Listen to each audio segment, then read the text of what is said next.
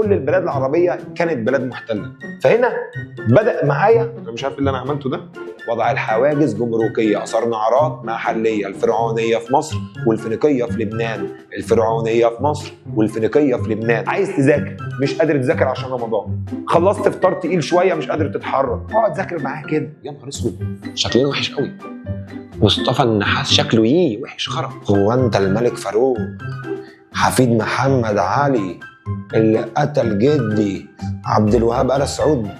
ده انا هطلع السلام عليكم ورحمه الله وبركاته. شباب الصف الثالث ثانوي، اهلا بكم باذن الرحمن لو ربنا اكرمنا.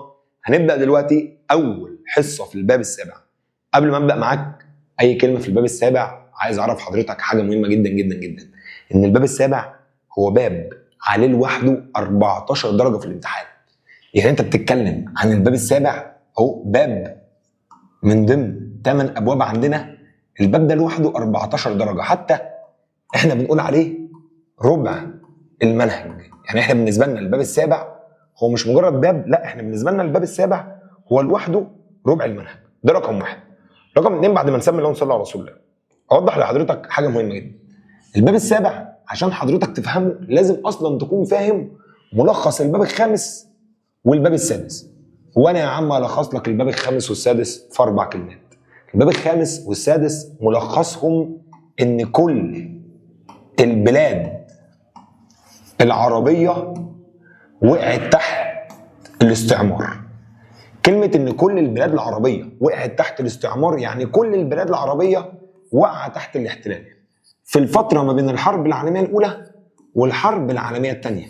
الفتره ما بين الحربين، الفترة بين الحرب العالمية الأولى اللي هي خلصت 1918، الحرب العالمية الثانية بدأت 1939. الفترة ما بين الحرب العالمية الأولى والحرب العالمية الثانية، الفترة دي كانت كل البلاد العربية تحت الاحتلال، كانت كل البلاد العربية بلاد محتلة. الباب الخامس اتكلم معايا عن ايه؟ الباب الخامس اتكلم معايا عن الخليج العربي، بعد كده اتكلم معايا عن الجزائر، بعد كده راح قال لي تونس، قال لي مراكش، قال لي ليبيا. جه الباب السادس اتكلم عن سوريا، اتكلم عن لبنان، اتكلم عن العراق. فملخص الباب الخامس والسادس ان كل البلاد العربيه كانت واقعه تحت الاستعمار وكل البلاد العربيه كانت بلاد محتله. فهنا بدا معايا، انا مش عارف اللي انا عملته ده. المهم ملخص الباب الخامس والسادس ان كل البلاد العربيه وقعت تحت الاستعمار. اول كلمه في الباب السابع بيقول لك ايه؟ اول كلمه في الباب السابع بيقول لك سياسه، او بص بقى الكلمه، سياسه الاستعمار في الوطن العربي. اول كلمه في الباب السابع قال لك سياسه الاستعمار في الوطن العربي. الاستعمار اللي هو الاحتلال. بيقول لك سياسه الاستعمار في الوطن العربي في الفتره ما بين الحربين. الفتره بين الحربين اللي هي الفتره بين الحرب العالميه الاولى والحرب العالميه الثانيه. هو عايز يعرف سياسه الاستعمار في الوطن العربي في الفتره بين الحرب العالميه الاولى والحرب العالميه الثانيه. الاحتلال كان عايز يعمل ايه؟ قال لك ان الاستعمار كان عايز يعمل حاجه واحده بس. الاستعمار كان بيهدف الى اضعاف القوميه العربيه. الطالب اللي مش عارف يعني ايه كلمه القوميه، يعني الوحده العربيه. فلك سياسه الاستعمار في الوطن العربي في الفتره بين الحربين. الفتره بين الحربين اللي هي الفتره بين الحرب العالميه الاولى والحرب العالميه الثانيه. قال لك ان الاستعمار في الوطن العربي في الفتره بين الحربين اللي هي الفتره بين الحرب العالميه الاولى والحرب العالميه الثانيه، الاستعمار كان عايز يعمل حاجه واحده بس، اضعاف القوميه العربيه. يعني ايه كلمه اضعاف القوميه العربيه؟ يضعف وحده الشعوب العربيه. ازاي؟ اول حاجه عملها الاستعمار قسم، او اول حاجه عملها الاستعمار قسم الوطن العربي الى اجزاء. مستر انا عايز افهم النهارده كلمه كلمه. يعني ايه كلمه قسم الوطن العربي الى اجزاء؟ زمان احنا كعرب ما كناش متقسمين. يعني ايه ما كناش متقسمين؟ ما كانش في بينا جمارك. هقول لك دلوقتي، لو حضرتك رحت السعوديه وانت جاي من السعوديه حبيت تواجه مع اصحابك فاشتريت 10 تليفونات ايفون، تمام؟ لما تيجي هنا مطار القاهره اول حاجه هيقول لك ايه؟ فين الجمرك؟ ادفع عليهم جمارك. عارفين الجمارك طبعا. زمان قبل الاستعمار ما كانش في كلمه الجمارك، ما كانش فيه بين بلد والتانية حواجز جمركيه، كلنا كان اسمنا عرب. فاللي جه قسمنا لبلاد وجه قسمنا وحط بيننا حواجز جمركيه هو الاستعمار. طب اسالك سؤال، دلوقتي انت عشان تروح السعوديه، انت دلوقتي عايز تروح السعوديه، مش هتقطع تذكره طيران وتسافر، لازم تجيب حاجه اسمها التاشيره. طب دلوقتي انت عايز تروح مثلا دوله الكويت، مش هتروح على طول، لازم تجيب حاجه اسمها التاشيره، يعني لازم تاخد موافقه الدوله اللي انت رايح لها. طيب زمان قبل الاستعمار ما كانش فيه الكلام ده. زمان قبل الاستعمار اي واحد عربي عايز يسافر اي دوله عربيه كان بيسافر لها، فقال لك ان اللي جه قسمنا اجزاء هو الاستعمار. فالاستعمار قسم وطن عربي الى اجزاء عن طريق ان هو حط بيننا حواجز اسمها الحواجز الجمركيه. يبقى الاستعمار اول حاجه عملها قسم وطن عربي الى اجزاء عن طريق ان هو وضع بيننا حواجز اسمها الحواجز الجمركيه. طب ده ادى لايه؟ قال لك ده قضى على حريه الانتقال والاتصال بين العرب. يبقى الاستعمار لما قسم الوطن العربي لاجزاء ده قضى على حريه الانتقال وحريه الاتصال بين العرب. تاني حاجه عملها الاستعمار، وكل شويه اقعد افكرك ان الاستعمار عايز يعمل حاجه واحده بس، الاستعمار عايز يضعف القوميه العربيه. يعني ايه كلمه يضعف القوميه العربيه؟ يعني يضعف الوحده العربيه. فاول حاجه عملها الاستعمار قسم وطن عربي الى اجزاء، وضع الحواجز الجمركيه. يبقى تاني قسم وطن عربي الى اجزاء، وضع الحواجز الجمركيه. تاني حاجه عملها الاستعمار اثار، بص بقى الطالب اللي فهمني، تاني حاجه عملها الاستعمار اثار النعرات المحليه. ايوه انا عايز افهم دي بقى يا مستر، رخم قوي. يعني ايه كلمه اثار النعرات المحليه؟ زمان لو انا واحد هنا من مصر سافرت اي دوله وحد سالني جنسيتك ايه؟ انا عربي. طب حد سال واحد جزائري جنسيتك ايه؟ انا عربي. حد بيسالني انت اصلك ايه؟ انا اصلي عربي. مفيش كلمه مصري، مفيش كلمه جزائري، مفيش كلمه لبناني. زمان كلنا كان اسمنا عرب. جه الاستعمار قال لي بقول لك يا دي ايمن، انت ليه بتقول على نفسك عربي؟ وليه بتساوي نفسك بكل العرب الجرب دول؟ ليه يا عم بتقول على نفسك عربي وبتساوي نفسك بالعرب؟ فقال لك ان الاستعمار اثار النعرات المحليه. ايوه يا مستر، يعني ايه كلمه الاستعمار اثار النعرات المحليه؟ كلمه اثار النعرات المحليه يعني بدل ما كنا بنقول على نفسنا زمان عرب، لا، بيجي الواحد مصري، انت ليه يا عم بتقول على نفسك ان انت عربي؟ قول ان انت مصري وافتخر بحضارتك اللي هي الحضاره الفرعونيه. صح، انا ليه بقول على نفسي عربي وبساوي نفسي بكل العرب؟ ما اقول ان انا مصري وافتخر بالحضاره الفرعونيه. يروح لواحد لبناني، الاستعمار انجلترا وفرنسا، يروح لواحد لبناني، انت عادي يا لبناني ليه بتقول على نفسك ان انت عربي وبتساوي نفسك بالعرب؟ ما تقول ان انت لبناني وافتخر بالحضاره الفينيقيه. فقال لك ان الاستعمار اثار النعرات المحليه. طب الاستعمار اثار النعرات المحليه زي ما اثار النزعه الفرعونيه في مصر، كان بيسخن المصريين انهم يقولوا على نفسهم مصريين مش عرب ويفتخروا بالحضاره الفرعونيه، واثار النزعه الفينيقيه في لبنان، وبدا ان هو يغير مسميات العرب. يعني ايه كلمه يغير مسميات العرب؟ بدل ما كان اسمنا عرب، لا، خلى اسمنا سوريين، عراقيين، جزائريين، بدل ما كان زمان كلنا اسمنا عرب.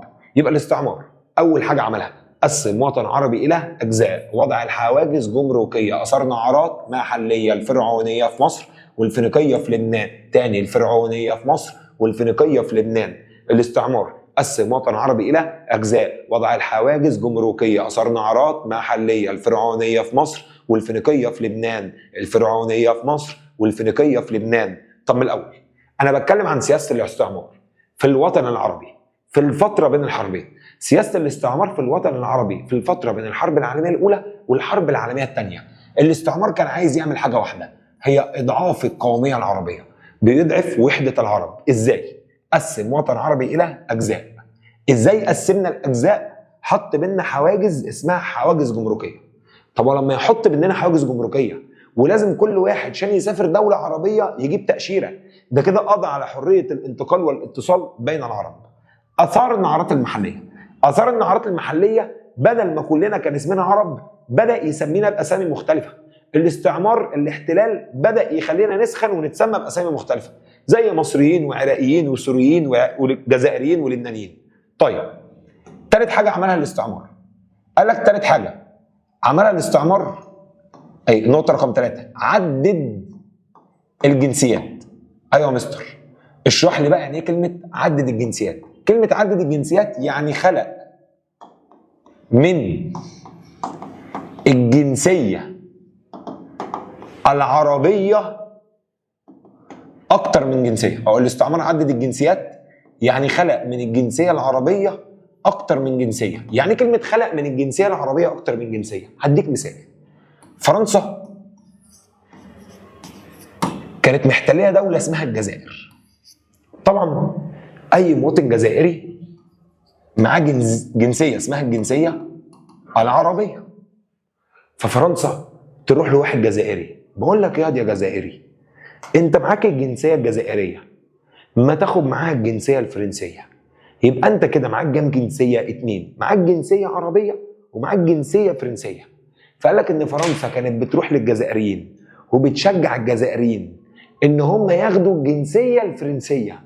طب سؤال يا استاذنا، هل الجزائريين كانوا بيوافقوا؟ علشان فرنسا كانت بتغريهم بامتيازات. بص بقى، فرنسا كانت بتغريهم، مش اغراء اللي هو زي كده، مش ده الاغراء اللي في دماغك، مش باين حته، لا مش الاغراء ده. قال لك ان فرنسا كانت بتغريهم بامتيازات اجتماعيه وامتيازات طبقيه. يعني فرنسا بتقول لك اي واحد جزائري هياخد الجنسيه الفرنسيه هيكون له امتيازات اكتر. فقال لك ان الاستعمار عدد الجنسيات. يعني ايه كلمه عدد الجنسيات؟ زي ما فرنسا عملت على فرنسه الجزائر وشجعت المواطنين الجزائريين ان هم ياخدوا الجنسيه الفرنسيه، وتشجيعا ليهم كانت بتقول لهم خدوا امتيازات اجتماعيه وخدوا امتيازات طبقيه. يبقى الاستعمار عدد الجنسيات. طب استر ايه المشكله لما واحد يحمل جنسيتين؟ لا يا حبيبي، ما انت لما تحمل جنسيتين انت كده خرجت من اطار القوميه العربيه. انت لما تحمل اكتر من جنسيه انت كده بتخرج من اطار القوميه العربيه. كلمه بتخرج من اطار القوميه العربيه يعني انت ما بقتش عربي من الاول. انا عايز اشوف بقى الناس اللي فاهمه. انا بتكلم عن سياسه الاستعمار في الوطن العربي في الفتره بين الحربين. الفتره بين الحربين يعني الفتره بين الحرب العالميه الاولى والحرب العالميه الثانيه. الاستعمار كان بيعمل ايه في البلاد العربيه؟ كان عايز يضعف القوميه العربيه. يعني ايه كلمه يضعف القوميه العربيه؟ يعني يقضي على وحده العرب. ازاي؟ قسم وطن عربي الى اجزاء، وضع الحواجز جمركيه، اثار نعرات محليه، الفرعونيه في مصر والفينيقيه في لبنان، ويغير المسميات وعدد الجنسيات وعدد الجنسيات. رابع حاجه عملها الاستعمار عشان يقضي على وحده العرب، اضعاف الثقافه العربيه. ايوه يا مستر، يعني ايه كلمه اضعاف الثقافه العربيه؟ الاستعمار ما كانش عايزنا نتكلم عربي. مثال، ليه الشعب الجزائري بيتكلم فرنسي؟ هقول لك على حاجه. فرنسا احتلت الجزائر 132 سنه، فالشعب الجزائري كله بيتكلم فرنسي. انجلترا احتلت مصر 74 سنه، ما فيش واحد مصري يتكلم انجليزي. واقسم بالله العظيم احنا خرجناهم يتكلموا عربي، يعني احنا خرجناهم يتكلموا عربي اصلا. ليه يا مستر؟ انا اقول لك بقى. علشان فرنسا لما احتلت الجزائر جعلت لغه التعليم في المدارس هي اللغه الفرنسيه. السؤال اللي حير امه لا اله الا الله، ليه الشعب الجزائري يتكلم فرنسي والشعب المصري ما يتكلمش انجليزي؟ علشان فرنسا كانت مخليه لغه التعليم في المدارس هي اللغه الفرنسيه. لكن انجلترا لما جت مصر في الباب الثالث اهملت التعليم. انجلترا اصلا ما اهتمتش ان هي تعلمنا، ولما تهمل التعليم ابعاد العرب ابعدتنا عن تيار الفكر الحديث. كلمه ابعدتنا عن تيار الفكر الحديث يعني اصلا مش هنفكر عشان ما فيش تعليم. قال لك طب بالنسبه ايطاليا كانت محتليه دوله اسمها ليبيا. طب ايطاليا لما احتلت ليبيا جعلت لغه التعليم في المدارس هي اللغه الايطاليه. يبقى الطالب المحترم اللي عايز يتكلم النهارده قلت لك رابع حاجه عملها الاستعمار اضعاف الثقافه العربيه. طب الاستعمار هيضعف الثقافه العربيه ازاي؟ مش هيخلينا نتكلم عربي، زي ما انجلترا اصلا ما اهتمتش بالتعليم خالص. طب فرنسا خلت لغه التعليم اللغه الفرنسيه.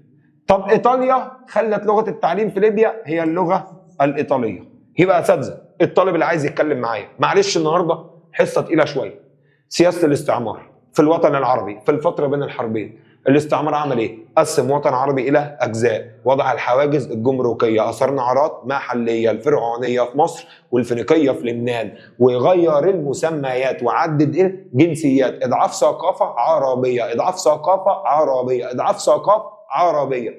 ماشي في البيت زهقان مش لاقي حاجه تعملها، عايز تذاكر مش قادر تذاكر عشان رمضان، خلصت فطار تقيل شويه مش قادر تتحرك، اقعد ذاكر معايا كده. الاستعمار قسم وطن عربي الى اجزاء، وضع الحواجز جمركيه، اثار نعرات محليه، الفرعونيه في مصر والفينيقيه في لبنان، وغير المسميات وعدد الجنسيات، اضعاف ثقافه عربيه. قول لي بقى النقطه رقم 5 نجم.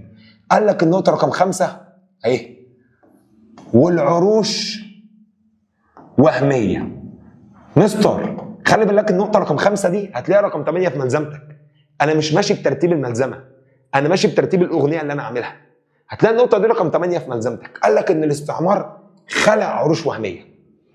يعني ايه كلمه خلق عروش وهميه؟ تعالى فهمها. قال لك ان الاستعمار خلق اسر ذات اطماع في الحكم. الاستعمار زي انجلترا وفرنسا كانوا بيشوفوا ناس طمعانه في الحكم، كانوا بيشوفوا ناس من العرب طمعانين في الحكم ويقولوا لهم تمام هنساعدكم وهتمسكوا الحكم وهتبقى انتوا الملوك. بس كانت انجلترا بتضحك عليهم، كان اسمها عروش وهميه. افكرك واديك مثال قوي. فاكر الباب السادس في واحد اخذ على قفاه اثناء الحرب العالميه الاولى؟ اللي اخذ على قفاه وقعد يعيط كان اسمه الشريف حسين بن علي. لو انت فاكر الشريف حسين بن علي، الشريف حسين بن علي اثناء الحرب العالميه الاولى اتضحك عليه. الشريف حسين بن علي اثناء الحرب العالميه الاولى اتضحك عليه واخد قفا من ناس محترم قوي قوي قوي قوي قوي قوي. الشريف حسين بن علي ساعد انجلترا في الحرب العالميه الاولى على اساس ان انجلترا لما تكسب الحرب هتساعده. هل انجلترا ساعدته؟ انجلترا ضحكت عليه. فقال لك ان الاستعمار خلق اسر ذات اطماع في الحكم، زي اسره اسمها الاسره الهاشميه. الاسره الهاشميه اللي هو الشريف حسين بن علي. فقال لك ان الاستعمار خلق اسر ذات اطماع في الحكم والهاها بعروش وهميه. كلمه الهاها بعروش وهميه يعني ضحك عليهم. فلك يا اساتذه ده عمل نوع من انواع المنافسات الاسريه.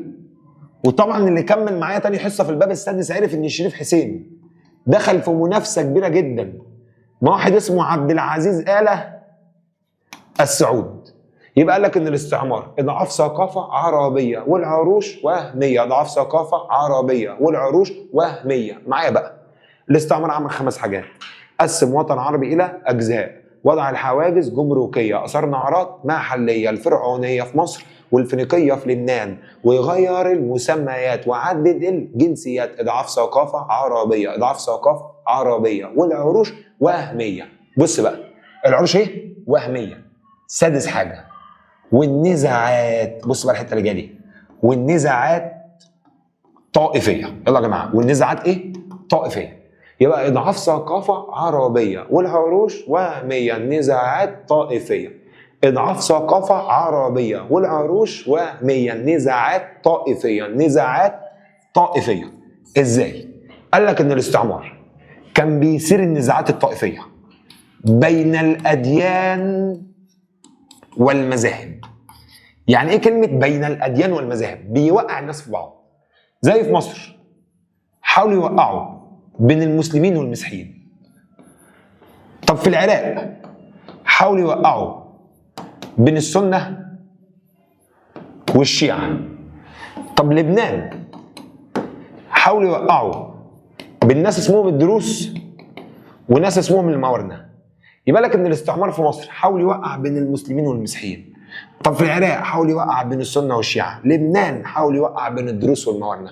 يبقى الاستعمار قال لك طب والعروش وهميه، نزاعات طائفيه، اضعاف ثقافه عربيه. العروش وهميه، نزاعات طائفيه. بص يا نجم، لو انت فاهم اول 6 نقط والنقطه السابعه دي ما وصلتش، لا يا معلم يبقى احنا في مشكله.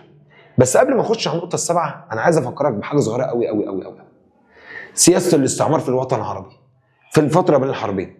قال لك ان الاستعمار في الوطن العربي في الفتره بين الحرب العالميه الاولى والحرب العالميه الثانيه كان عايز يعمل حاجه واحده بس، ايه هي؟ اضعاف القوميه العربيه. يعني ايه كلمه اضعاف القوميه العربيه؟ يضعف وحده العرب. طب ازاي يضعف وحده العرب؟ اول حاجه عملها قسم وطن عربي الى اجزاء، وضع الحواجز جمركيه، اثار نعرات محليه، الفرعونيه في مصر، الفينيقيه في لبنان، وغير المسميات وعدد الجنسيات، اضعاف ثقافه عربيه، والعروش وهميه، نزاعات طائفيه، الاستعمار سخر علماء، الاستعمار سخر علماء. افهمها لك بقى. قبل ما اخش على النقطه اللي جايه دي اسمع مني القصه. القصه بتقول لك ايه؟ دلوقتي احنا 3 اخوات في البيت، احنا عايشين 3 اخوات في البيت، احمد، ايمن، لارا.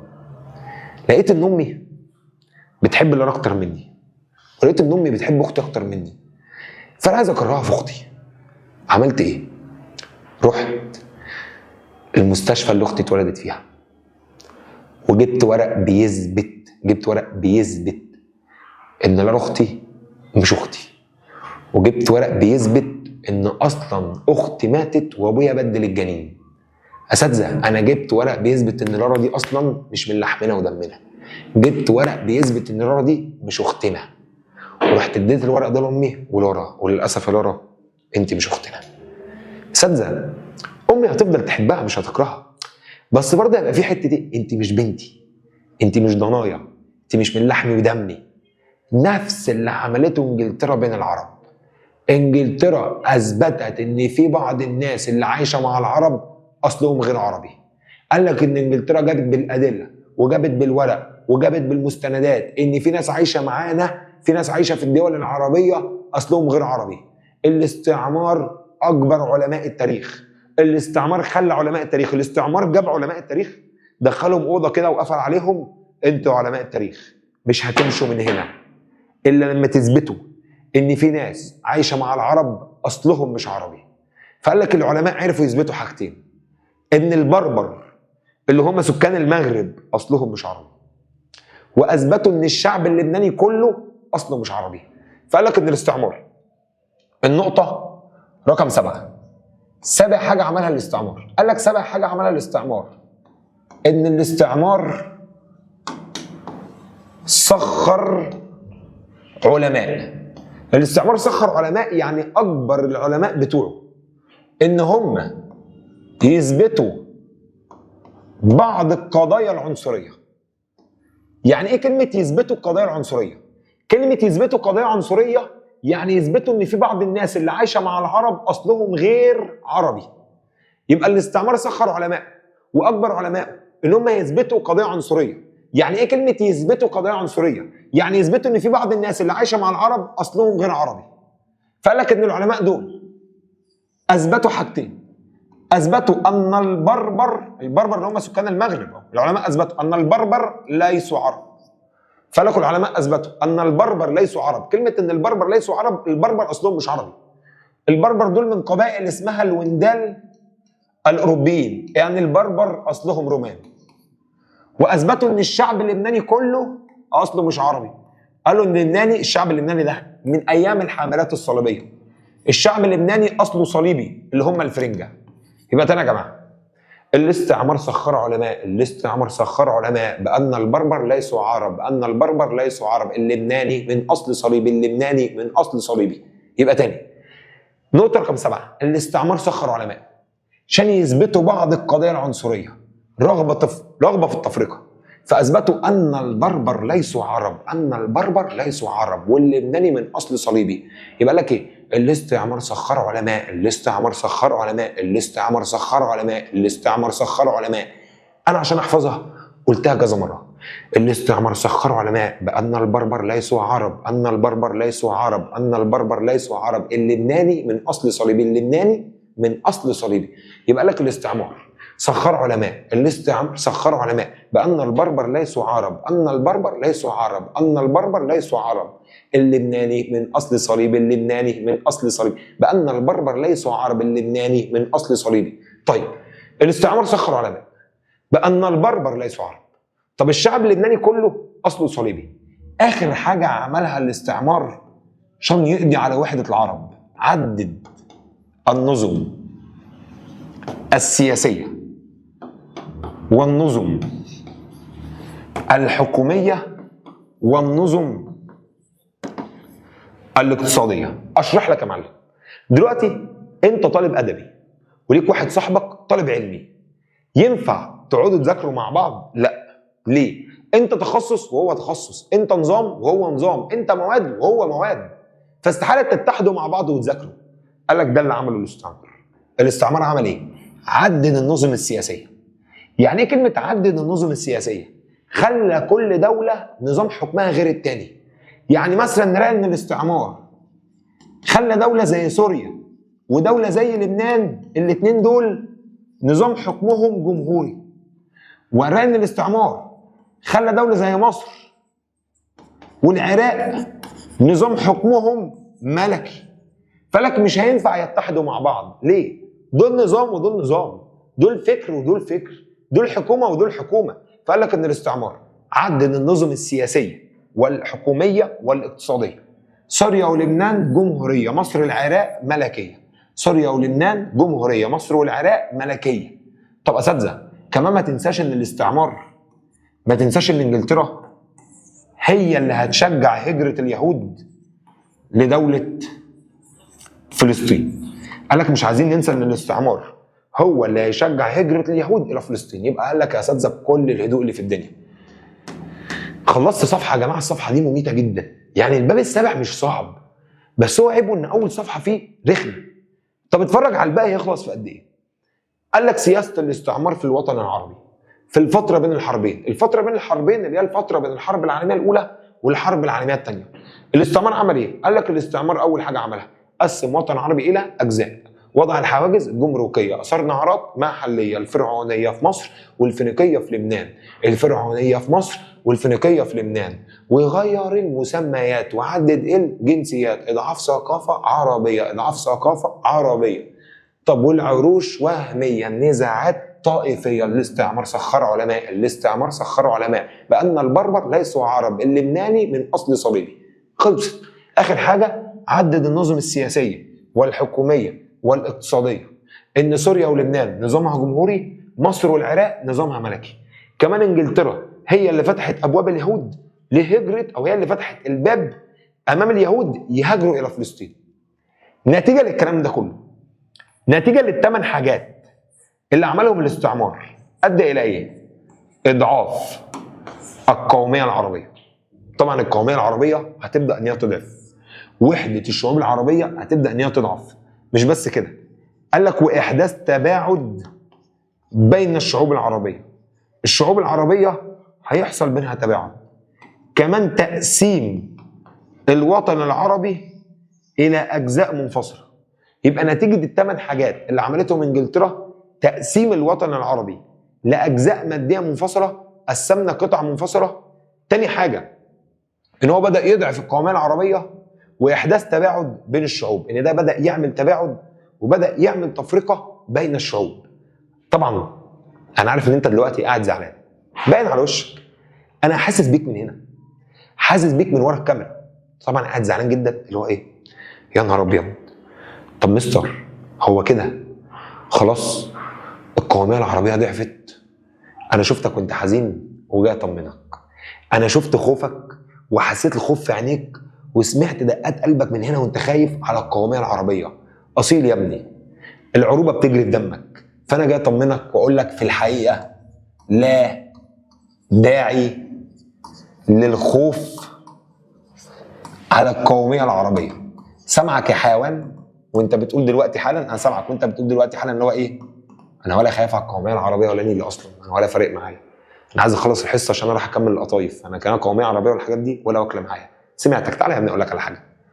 انا جاي اقول لك في الحقيقه لا داعي للخوف على القوميه العربيه. مفيش حاجه تستدعي ان احنا نخاف على وحده العرب طالما في بيننا 3 حاجات. يعني احنا كعرب طالما في بيننا 3 حاجات اوعى تخاف على الوحده ما بيننا. طالما في بيننا 3 حاجات لسه مشتركين اوعى تخاف على الوحده ما بيننا: لغه وتاريخ وثقافه. في 3 حاجات، طالما ال3 حاجات دول بيننا اوعى تخاف على الوحده العربيه. لا داعي للخوف على القوميه العربيه، لغه وتاريخ وثقافه عربيه. يبقى تاني، لا داعي للخوف على القوميه العربيه، لغه وتاريخ وثقافه عربيه. طالما في بيننا اللغه العربيه التي تربط بين وجدان وافكار العرب. احنا اسمنا عرب عشان كلنا بنتكلم عربي، فطالما كلنا لسه بنتكلم عربي وطالما كلنا بنتكلم لغه عربيه اوعى تخاف على الوحده ما بيننا. يبقى في الحقيقه، انا بقول لك في الحقيقه اللي انا شايفه، لا داعي للخوف على القوميه العربيه. طالما في بيننا ال3 حاجات مشتركين: اللغه العربيه والتاريخ العربي والثقافه والعادات والتقاليد العربيه. كلنا دول عربيه، كلنا عندنا عادات وتقاليد ما بتتغيرش وكلها ثابته، باستثناء لبنان. تحس ان لبنان دي دوله اوروبيه كده مالناش دعوه بيها، فاهم؟ تحسهم هناك هق ومق شويه. بس عامه الدول العربيه بيربط بينها 3 حاجات: لغه وتاريخ وثقافه عربيه. يبقى الناس اللي ماشيه معايا كلمه كلمه، انا اول حاجه اتكلمت عنها سياسه الاستعمار في الوطن العربي في الفتره بين الحربين. الفتره بين الحربين اللي هي الفتره بين الحرب العالميه الاولى والحرب العالميه الثانيه. الاستعمار كان بيعمل حاجه واحده بس، ايه هي؟ ان الاستعمار كان عايز يضعف القوميه العربيه. طيب قلت لك ما تخافش على القوميه العربيه طالما في بيننا 3 حاجات. ايه ال3 حاجات اللي بيننا؟ لغه وتاريخ وثقافه عربيه. طيب في الفتره بين الحرب العالميه الاولى والحرب العالميه الثانيه الاستعمار كان عايز يضعف وحده البلاد العربيه، والاستعمار كان عايز يضعف الوحده بين العرب. لكن في نفس الوقت في الفتره بين الحرب العالميه الاولى والحرب العالميه الثانيه في عوامل هتساعدنا لاحياء القوميه العربيه. في الوقت اللي الاستعمار كان بيحاول ان هو يفتت وحده العرب، او في الوقت اللي الاستعمار كان بيحاول يفتت وحده العرب، هيظهر عوامل هتساعدنا على الوحده.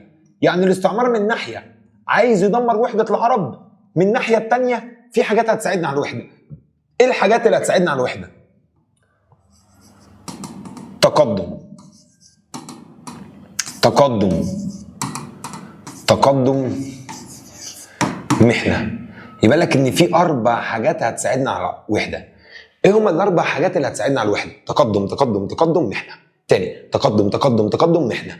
يبقى لك ان في الوقت اللي هي الفتره بين الحرب العالميه الاولى والحرب العالميه الثانيه، الفتره بين الحربين، الفتره اللي الاستعمار كان بيحاول فيها ان هو يقضي على وحده العرب، في هذه الفتره اللي الاستعمار كان بيحاول يقضي على وحده العرب هيظهر 4 عوامل تساعدنا على الوحده: تقدم تقدم تقدم محنه. تقدم وسائل المواصلات، اول حاجه هتساعدنا على التقارب، اول حاجه هتساعدنا ان احنا نحيي القوميه العربيه، ان الفتره بين الحربين تقدمت وسائل المواصلات.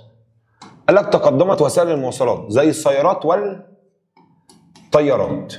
يبقى اول حاجه تقدم وسائل المواصلات، سيارات وطيارات. تقدم وسائل المواصلات، سيارات وطيارات. تقدم وسائل الاتصال الفكري. مستر يعني ايه كلمه تقدم وسائل الاتصال الفكري؟ دلوقتي في مصر في 2024 لو حصل كارثه في دوله السعوديه، احنا هنا في مصر هنعرف بعديه بقد ايه؟ احنا هنا في مصر هنعرف بعديه بقد ايه؟ مفيش، بالثلاث 4 دقائق، اذا ما كانش 3 4 ثواني. ليه؟ سوشيال ميديا وفيسبوك وتويتر وانستجرام وتيك توك والكلام اللي انتوا فاهمينه ده كله. فالفتره بين الحربين في وسائل بدات تقرب ما بين العرب اكتر، زي الصحف، زي المجلات والاذاعه والطباعه. فلك ان في الفتره بين الحربين في حاجات هتساعد على الوحده بين العرب، في حاجات هتساعد على الوحده العربيه. ايه الحاجات اللي هتساعد على الوحده العربيه؟ اول حاجه تقدم تقدم تقدم محنه. تقدم وسائل المواصلات، سيارات وطيارات. تقدم تقدم تقدم محنه. تقدم وسائل المواصلات، سيارات وطيارات. تقدم وسائل الاتصال الفكري. ثالث حاجه هتساعدنا على الوحده تقدم مناهج التعليم. بص بقى، تقدم مناهج ايه؟ التعليم ووسائله. كلمه وسائله يعني الوسيله اللي بنعلم بيها الطلاب، وتعميمه. الجمله دي يا جماعه مهمه قوي. يعني ايه كلمه تعميمه؟ يعني كل البلاد العربيه بتدرس نفس المنهج. كل البلاد العربيه بتاخد نفس المنهج ونفس المحتوى. على فكره لحد وقتنا هذا دوله السودان منهجها زي منهج مصر بالظبط، وفي طلبه مصريين بيروح ياخدوا الثانويه العامه من السودان. فقال لك النقطه رقم 3 تقدم مناهج التعليم ووسائله، يعني الوسيله اللي بنعلم بيها، وتعميمه. كلمه تعميمه ان كل البلاد العربيه هتدرس نفس المنهج. يبقى لك تقدم مناهج التعليم ووسائله وتعميمه في كل البلاد العربيه. طب مستر، هم لما العرب كلهم يدرسوا نفس المنهج ده مهم؟ طبعا، ده يخلي عندنا كلنا نفس الفكر. يعني مثلا هسألك سؤال، ايه اللي مخلي الشعب المصري كله تفكيره تافه؟ ان احنا كلنا بندرس نفس المنهج العقيم اللي هو نظام التلقين والحفظ. طب لو البلاد العربيه كلها درست نفس المنهج هيبقى كلنا عندنا نفس الفكر. طب اخر حاجه ساعدت على الوحده هي المحنه المشتركه بين العرب. طب ونبقى يا استاذنا سؤال معلش، ايه هي المحنه المشتركه بين العرب؟ ايه الازمه اللي كلنا بنمر بيها؟ ايه الازمه اللي العرب كلهم بيمروا بيها في الفتره دي؟ المحنه المشتركه بين العرب وهي الاستعمار. يبقى لك رابع حاجه هتساعدنا على الوحده ان احنا كلنا في نفس الازمه، ان احنا كلنا في محنه واحده وهي الاستعمار اللي خلت افكارنا واحده وخلت هدفنا واحد. يبقى قال لك بالرغم ان الفتره بين الحربين الاستعمار كان عايز يضعف الوحده العربيه، الا ان في 4 عوامل هيساعدوا على الوحده. في 4 عوامل هيساعدوا لاحياء القوميه العربيه. ايه هم ال4 عوامل اللي هيساعدوا لاحياء القوميه العربيه؟ تقدم تقدم تقدم، محنه، تقدم وسائل المواصلات، سيارات وطيارات، تقدم وسائل الاتصال الفكري، تقدم مناهج التعليم ووسائله وتعميمه. المحنه المشتركه بين العرب ان الاستعمار، كلنا بلاد محتله اللي خلت افكارنا واحده. طيب ما النتائج المترتبه على عوامل احياء القوميه العربيه؟ اهدى لي بقى، احنا عندنا 4 عوامل بتساعدنا ان احنا نحيي القوميه العربيه. احنا عندنا 4 عوامل بتساعدنا ان احنا نحيي الوحده العربيه. النتائج المترتبه على وجود هذه العوامل: اول حاجه شعور العرب. بعد ظهور هذه العوامل العرب حسوا، شعور العرب بضروره احياء القوميه العربيه. قال لك شعور العرب حسوا ان هم لازم يحيوا القوميه العربيه. يبقى لك ما النتائج المترتبه على عوامل احياء القوميه العربيه؟ النتائج التي ترتبت على ظهور هذه العوامل: العرب حسوا بعد ما ظهر 4 حاجات يساعدونا على الوحده، العرب حسوا ان احنا لازم نتوحد. تاني حاجه ودي اللي عليها سؤال حلو قوي، اقتناع كل دوله. اقتناع كل دوله عربيه. كل دوله عربيه اقتنعت ان سياسه الاهتمام بمشاكلها الخاصه لا تجدي. كل دوله عربيه اقتنعت ان هي لو فضلت تهتم بمشكلتها هي بس، هذه السياسه لا تجدي. كلمه لا تجدي يعني مش هتجيب نتيجه. كل دوله عربيه اقتنعت ان سياسه الاهتمام بمشكلتها، لا، انا ههتم بمشكلتي ومشكله الدوله اللي جنبي، انا ههتم بمشكلتي ومشكله الدوله اللي جنبيه. لاني مهما انا كنت قوي لوحدي، مهما انا كنت قوي بمفردي، انا اقوى من اللي جنبي. مهما انا كنت قوي لوحدي وقوي بمفردي، انا لازم اتاكد ان انا اقوى بالدوله اللي جنبي. فلك كل دوله اقتنعت ان سياسه الاهتمام بمشاكلها الخاصه لا تجدي، يعني مش هتجيب نتيجه، وان كل دوله مهما كانت قويه بمفردها فهي اقوى بالدوله اللي جنبها. طيب خش لي بقى في العنوان اللي جاي، اسمه بروز القوميه العربيه. كلمه بروز القوميه العربيه يعني ظهور القوميه العربيه. اخيرا العرب هيفكروا في الوحده، اخيرا العرب هيتحدوا، اخيرا العرب هيتحدوا. طب العرب هيتحدوا ازاي؟ قال لك ان العرب فكروا ان هم يتحدوا في تلاتينات، بص بقى الكلمه اللي جايه، في تلاتينات القرن العشرين. كلمه تلاتينات القرن العشرين يعني العقد الرابع من القرن العشرين، يعني الفتره من سنه 1930 ل 1940. قال لك ان العرب هيفكروا ان هم يتحدوا. بروز القوميه العربيه، ظهور القوميه العربيه. امتى العرب هيفكروا في الوحده؟ امتى العرب هيفكروا ان هم يتحدوا؟ قال لك ان العرب هيفكروا في الوحده، العرب هيفكروا ان هم يتحدوا في تلاتينات القرن العشرين، طب والنبي يا مستر يعني ايه كلمه ثلاثينات القرن العشرين؟ يعني العرب هيفكروا في الوحده من 1930 ل 1940. طب اول حاجه العرب يعملوها، اول حاجه العرب يعملوها عشان يتحدوا هي تصفيه الخلافات. يبقى لك اول خطوه العرب يعملوها عشان يحققوا الوحده ان هم يصفوا الخلافات اللي بينهم. هيصفوا الخلافات اللي بينهم ازاي؟ اول حاجه هنصفي الخلاف اللي بين دوله السعوديه ودوله اليمن، ودي اخذناها في الباب السادس. خدنا في الباب السادس ان السعوديه واليمن الاثنين اتخانقوا على منطقه اسمها عسير، فلك احنا هنصفي الخلاف اللي بين السعوديه واليمن لما هنعمل معاهده تصلح بين السعوديه واليمن اسمها معاهده الطائف 1936. يبقى تاني ازاي العرب هيحققوا الوحده؟ قال لك ان اول حاجه العرب يعملوها عشان يحققوا الوحده ان احنا هنصفي الخلافات زي ما صفينا الخلافات بين دوله السعوديه ودوله اليمن في معاهده اسمها الطائف 1936. تاني حاجه هنصفي الخلافات بين دوله اسمها دوله السعوديه ودوله اسمها دوله العراق. قال لك وان العداء كان بين السعوديه والعراق عداء مورث. يعني ايه كلمه عداء مورث؟ يعني بيورثوا جيل لجيل. قال لك كان في خلاف بين الاسره السعوديه في السعوديه اللي هو عبد العزيز ال سعود والاسره الهاشميه في العراق اللي هو الشريف حسين بن علي وفيصل بن الشريف حسين بن علي. قال لك ان العداء بين الدولتين دول او بين الاسرتين دول كان عداء مورث بيورثوا جيل للتاني. فقال لك ان احنا هنقضي على العداء المورث بين دولة السعودية ودولة العراق في معاهدة اسمها معاهدة الأخاء والتحالف 1936. ونصت هذه المعاهدة على تبادل البعثات العسكرية والبعثات الثقافية بين البلدين. يعني العراق تبعت للسعودية بعثة عسكرية، فالعراق تمسي عليها ببعثة ثقافية، فالعراق تروح ممسيه عليها ببعثه ثقافيه، فدي تروق عليها ببعثه عسكريه، هكذا. فلكن احنا قاضيين على الخلافات اللي بين السعوديه واليمن في معاهده الطائف 1936، وقاضيين على الخلاف اللي بين السعوديه والعراق في معاهده الاخوه والتحالف 1936. اسف دي 34. انا اسف دي 34. تمام. قال لك وهنقضي على العداء اللي بين السعوديه والعراق في الاخوه والتحالف 1936. ونصت هذه المعاهده على تبادل البعثات العسكريه وتبادل البعثات الثقافيه بين البلدين. ان البعثات بين السعوديه وبين العراق هيبقى في بينهم تبادل. المعاهده بتاعت الاخاء والتحالف دي فضلت مفتوحه، يعني احنا قلنا المعاهده دي هتفضل مفتوحه عشان اي دوله عايزه تنضم ليها.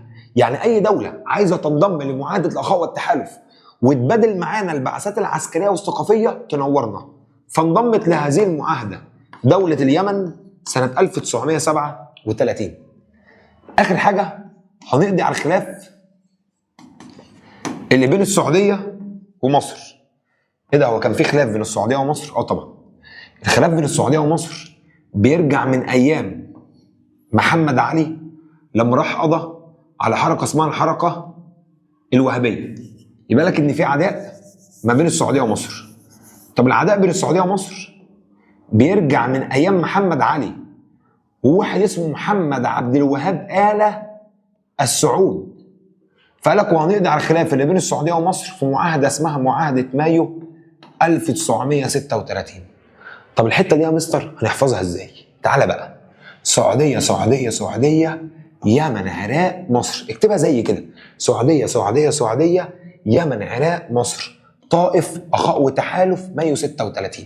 يبقى انت هتحفظها ازاي؟ سعوديه سعوديه سعوديه يمن عراق مصر. تاني سعوديه سعوديه سعوديه يمن عراق مصر. تاني سعوديه سعوديه سعوديه يمن عراق مصر طائف اخاء وتحالف مايو 36. سعوديه سعوديه سعوديه يمن عراق مصر طائف اخاء وتحالف مايو 36.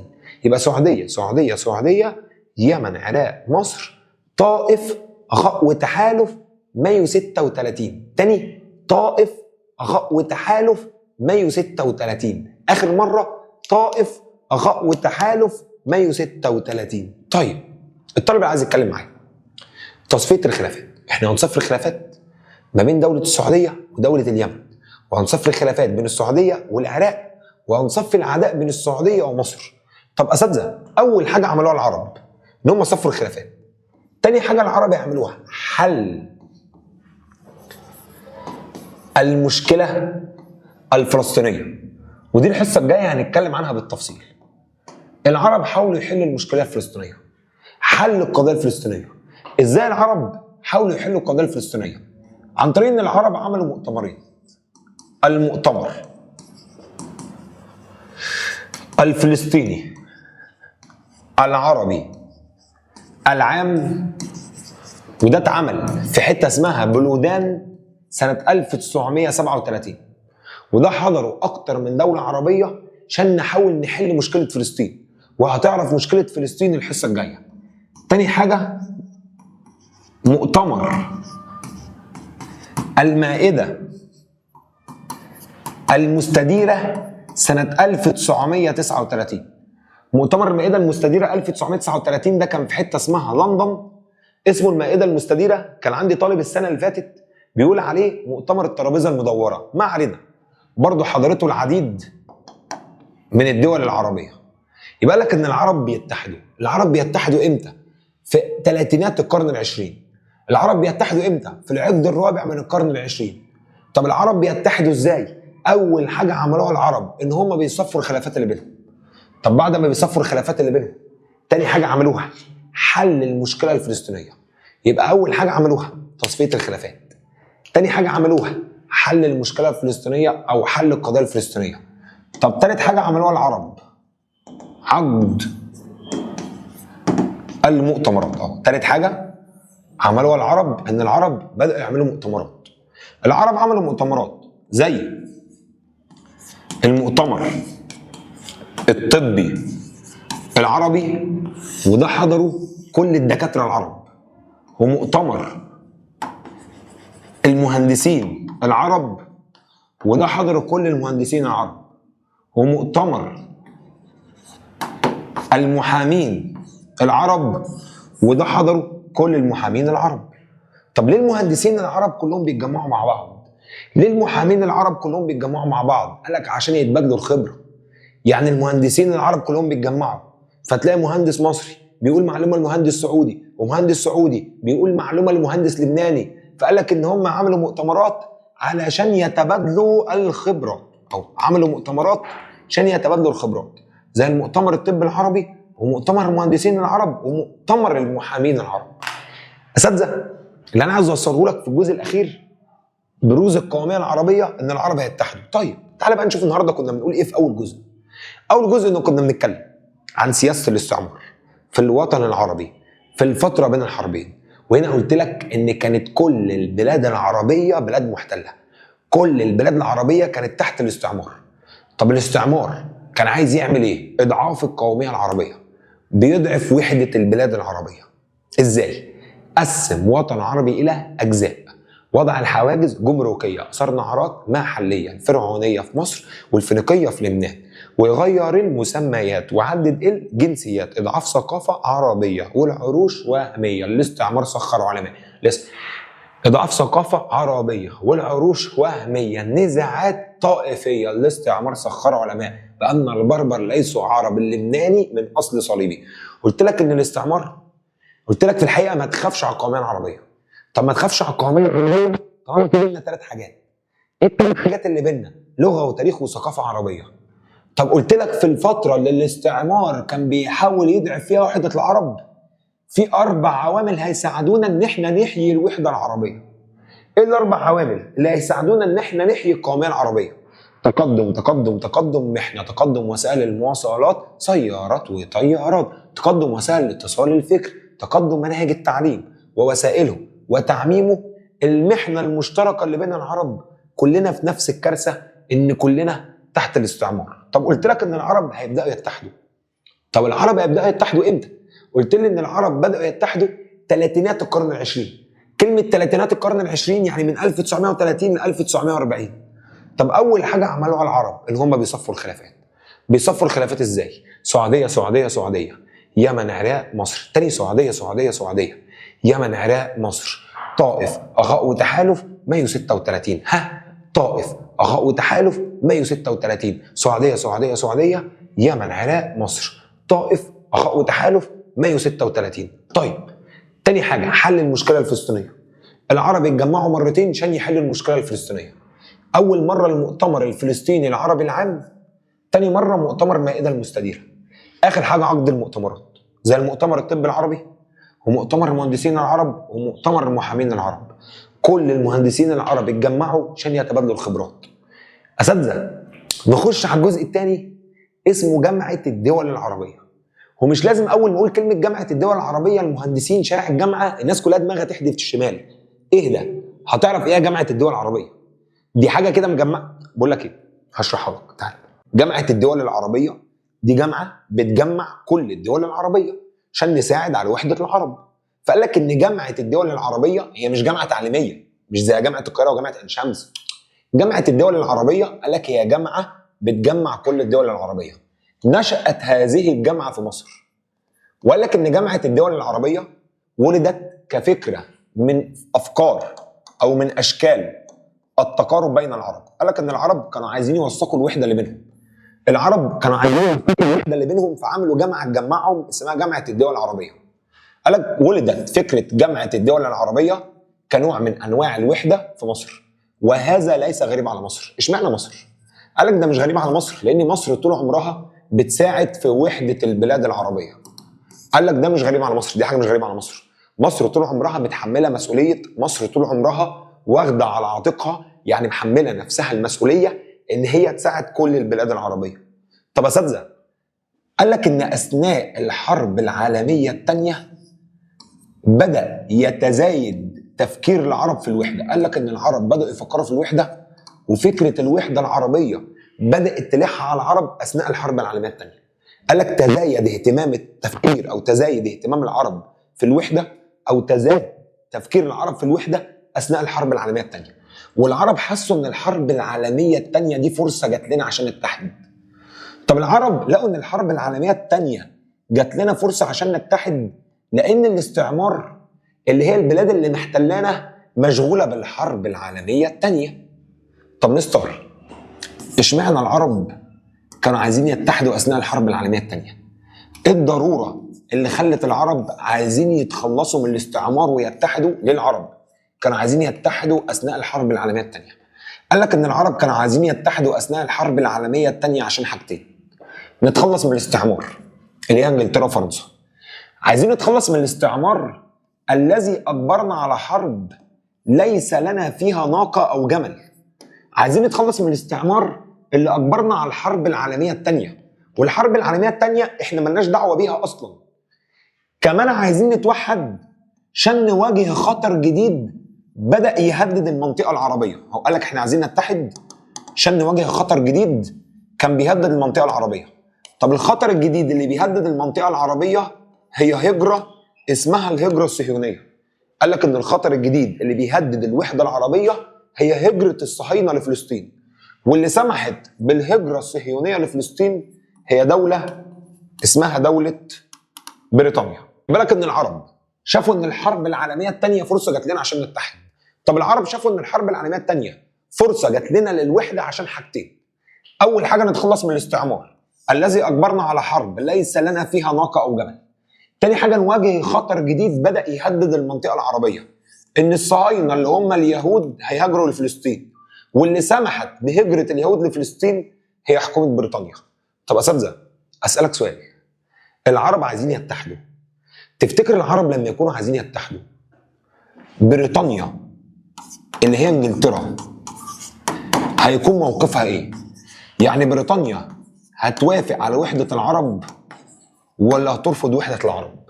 أكيد يا مستر بريطانيا هترفض وحدة العرب. لا، بريطانيا هتوافق على وحدة العرب، وبريطانيا هي اللي هتقول للعرب يتحدوا أثناء الحرب العالمية الثانية. قال لك إن بريطانيا شافت إن من مصلحتها يحصل وحدة عربية. مستر أنت عايز تجنني؟ إنجلترا شافت إن من مصلحتها تحصل وحدة بين العرب. يا معلم، رأت انجلترا ان من مصلحتها قيام وحده بين العرب اثناء الحرب العالميه الثانيه، وبريطانيا هي اللي هتقول لنا اتحدوا يا عرب. اسالك سؤال، انجلترا بتعمل حاجه حبيني ولا وراها مصلحه؟ وراها مصلحه. رأت انجلترا ان من مصلحتها قيام وحده بين العرب. ليه؟ قال لك اول حاجه ارضاء للعرب. انجلترا قالت لنا نتحد عشان ترضي العرب. طب ولما ترضي العرب هتضمن مساعده العرب في المحنه الدائره. المحنه الدائره اللي فيها انجلترا اللي هي الحرب العالميه الثانيه. تاني حاجه انجلترا قالت لنا نتحد لتخفيف، بص بقى الطالب الفاهم، لتخفيف حده العداء بينها وبين العرب. انجلترا قالت لنا نتحد عشان تخفف العداوه اللي بينها وبين العرب. طب تالت حاجه انجلترا قالت لنا نتحد لتكتيل الدول العربيه. كلمه تكتيل الدول العربيه يعني تجميع الدول العربيه. انجلترا قالت لنا نتحد علشان تجمع الدول العربيه وراء مصالح الاستعمار. يبقى انجلترا قالت لنا نتحد مش حبا فينا، انجلترا قالت لنا نتحد عشان تكتل يعني تجمع الدول العربيه وراء مصالح الاستعمار. هي عايزه تجمع الدول العربيه وراء مصالحها. هي عايزه تجمع الدول العربيه وراء مصالحها لان العرب ليهم اهميتين. العرب ليهم اهميه اقتصاديه وليهم اهميه استراتيجيه. طب ايه الاهميه الاقتصاديه اللي عند العرب؟ لا اوعى وشك، العرب عندهم حاجه مهمه جدا بتفيدنا في الحرب اسمها البترول. ايه هي الاهميه الاستراتيجيه؟ الاهميه الاستراتيجيه اللي هي قناه السويس. يبقى الطالب اللي عايز يتكلم معايا، رأت انجلترا ان من مصلحتها قيام وحده بين العرب. طب ليه انجلترا شافت ان من مصلحتها يبقى في وحده بين العرب؟ عشان ترضي العرب، ولما ترضي العرب هتضمن مساعدتهم في الحرب العالميه الثانيه. طب تاني حاجه عايزه تخفف العداء بينها وبين العرب، وعايزه تجمع كل الدول العربيه وراء مصالحها اللي هو الاستعمار. لان المنطقه العربيه ليها اهميه اقتصاديه اللي هو البترول، واهميه استراتيجيه اللي هي قناه السويس. فطلع وزير خارجيه بريطانيا. وزير خارجيه بريطانيا اسمه مستر ايدن. مين مستر ايدن يا مستر؟ مستر ايدن هو وزير خارجيه بريطانيا. طب مستر ايدن وزير خارجيه بريطانيا طلع وقال كلمتين. قال ايه؟ يا جماعه احنا انجلترا بنرحب بقيام اي وحده عربيه. فطلع مستر ايدن اصدر التصريح الاول. السؤال ده لما يجي لي في الامتحان ركز قوي معايا. التصريح الاول اصدره مستر ايدن سنه كام يا جماعه؟ 1941. يبقى الطالب اللي فاهم، مستر ايدن طلع اصدر التصريح الاول سنه 1941. وقال في التصريح الاول 1941 ان انجلترا بترحب بقيام اي نوع من انواع الوحده بين العرب. الراجل ده قال لك انجلترا بترحب ان العرب يتحدوا مع بعض ويعملوا وحده. طب مستر ايه موقف العرب من هذا التصريح؟ قال لك ان العرب ابدوا فتورا نحو هذا التصريح. يعني ايه كلمه ابدوا فتورا؟ ما اهتموش. العرب قالوا يا عم كبر دماغك. قال لك ان العرب ابدوا فتورا نحو هذا التصريح، ما اهتموش بهذا التصريح. ليه؟ عشان عارفين اهدافه. ايه هو اهدافه؟ ان انجلترا بتعمل كده عشان مصالحها. فمستر ايدن طلع بتصريح تاني سنة 1943.